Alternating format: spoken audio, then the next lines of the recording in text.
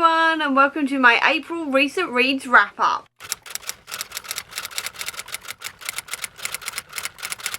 I managed to have a pretty successful reading month in April, so let's just talk about some of my favourite things I read during the month. First thing I read was Melissa Albert's The Bad Ones, and this one I'm not going to give too much away in terms of plot or anything else because I feel like this is a really good one to go into without much knowledge, but it is essentially about a teenage girl trying to unravel the mystery of her best friend's disappearance when she disappears along with 3 other apparently unconnected people, and it is so much fun. This has got a definite supernatural twisty vibe to it, which I really enjoyed. I really enjoyed the tension of this one as well. It definitely had me on the edge of my seat. I could not put this down the whole time I was reading it. It was definitely very sinister, like all of Melissa Albert's other works, and I genuinely really enjoyed this one. It was fantastic, and essentially Melissa Albert did it again with another fantastic book. Then I also read Monsters of Men by Patrick Ness, and I can't really give you too much of a plot for this because it's the third and final one in the Chaos Walking trilogy, but I did really enjoy this one. If you want my full thoughts, actually, I will leave a link up above to my reading vlog where I talk about this in full spoilery detail,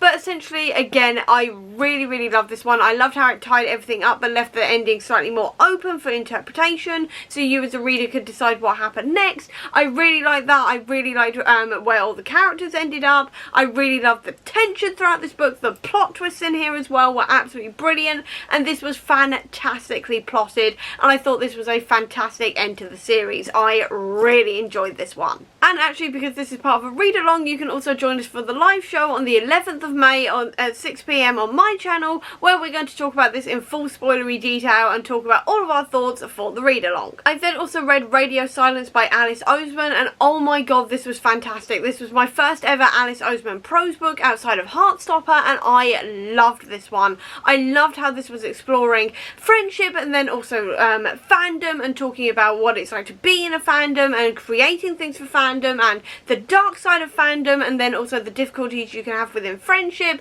the difficulties you can have within families, all of this kind of thing. I thought it was done fantastically. I also loved everything this discussed about going to university and how there are other options outside of going to university if university and studying is not for you, and also changing your mind about university and changing your life plans is nothing to be ashamed of and nothing to be scared of or anything else. I really loved all of that conversation as well, and I just generally really liked this one. This is definitely not going to be my final Alice Oseman prose book because I loved this. And then the final book I read before I go into the comics is Murderbot Book 4, Exit Strategy, and once again this was fantastic. I thought this was a brilliant ending to the original Murderbot story. I really loved all of the characters it brought back again. I loved how it wrapped things up, though I will say I will definitely be going back and rereading the first 4 books in sort of closer proximity to each other, because I have read these ones very spaced out, and I don't think that was the best way to do it, just because it meant that I forgot details and I was a little bit sort of playing catch up at points,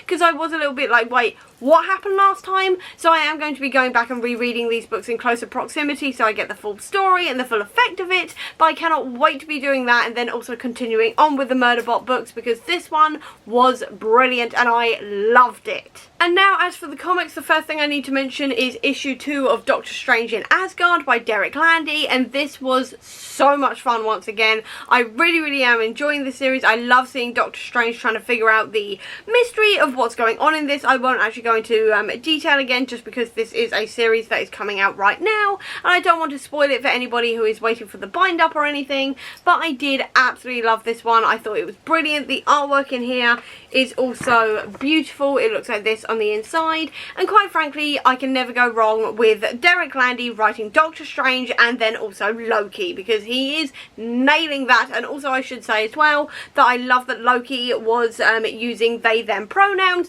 throughout this comic as well, and it was completely normalized, and it was just part of who Loki was and how Loki was presenting, so just wanted to quickly point that out as well. Then I also read Shang-Chi Family of Origin by Jean Lewin Yang, and this is the final one in the Jean Lewin Yang series that came out years ago now that I've finally caught up with, and I really like this one. I really like that it went into Shang-Chi's ancestry and everything else. I really like that. I really like seeing these other dimensions and things like this. I thought it was brilliantly done. The artwork in here also looks like this, and I really love the artwork in here, and it was just a really good time and well worth the wait. it. I then also finished out the Charles Soule Daredevil run, and this was fantastic. I loved everything to do with Mayor Fisk and the build up with Mayor Fisk. I thought that was brilliant and sinister and very much kind of reflecting real life in a few ways, which was a little bit scary, but otherwise brilliantly done. I also really loved as well that this one did end on essentially Matt teaming up with an ancient order of priests who've been around since the 14th century fighting evil, as they're basically teaming up to fight a bunch of undead ninjas. It was ridiculous, but it was so much fun. I absolutely loved it, and I highly recommend this series. If you are a fan of Daredevil Born Again, you definitely need to be checking out the Charles Soule run because it is brilliant. And then I got onto my Thunderbolts reading, and the first thing I need to mention is Sentry by Paul Jenkins, because this was incredible and it was such a unique way of introducing a brand new superhero to the Marvel Universe, because this is all about Bob Reynolds, who is a completely normal guy who wakes up one day and goes, the Void is coming, everyone needs to be warned, we need to be prepared because the Void could destroy everything. And it all goes from there where he's trying to warn the heroes, and the heroes are going, I kind of know you, but I don't know you, but I've got vague memories of knowing you and being your best friend, but not quite. And then Bob's going, but I also know you, but I don't know you. And he's slowly having these memories resurface and things like this, and it all goes from there. I won't spoil it in case you want to read this one, but I did absolutely love it. I will say I did kind of know where it was going because I had at this point already seen Thunderbolts at the premiere, which was a night I will never, ever forget or stop talking about, to be honest. So I kind of knew where it was going to go, but I absolutely loved it. I thought this was fantastic. It was such a unique way of introducing a new character to the Marvel Universe while also explaining how powerful they are. I really loved it. It definitely kicked off my Thunderbolts reading with a bang, and I cannot recommend it enough if you are interested in the character of Sentry after seeing the movie. I then also read Jim Zub's Thunderbolts, and this was also fantastic. This is following Bucky after the events of Avengers Standoff, where he's got a bunch of villains and he's trying to reform them into a team of heroes, while also looking after a 4-year-old girl called Kobik, who is essentially a sentient cosmic cube who can rewrite reality at will, essentially. And it was so much fun to read. I loved all of the character dynamics in this one, and seeing these villains try to do better while also still sort of remaining in their kind of like villainous sort of guys. I really like that. I loved as well seeing Bucky interact with Kobik and like read her bedtime stories and things like this. I am a massive Bucky Barnes fan, so I will put my hands up and say I was a little bit biased there, but I did genuinely really love this one. I love that it was the fallout from Avengers Standoff, because there's a lot in there that needed to be wrapped up, and while this didn't wrap it up that much, I still really enjoyed seeing the continuation of that story, and I just really love this one. I thought it was fantastic.